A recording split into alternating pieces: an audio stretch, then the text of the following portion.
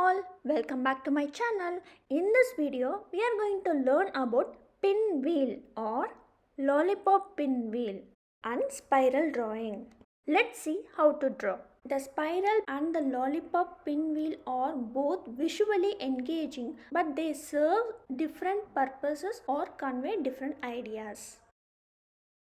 Now draw anti-clockwise. It also indicates dynamic continuous motion or progression. Try to draw in all perspectives. It is used in simple designs, doodles, or as a foundation for more complex spiral pattern. Also includes mandalas and geometric art. Next we are gonna see about joining pinwheel.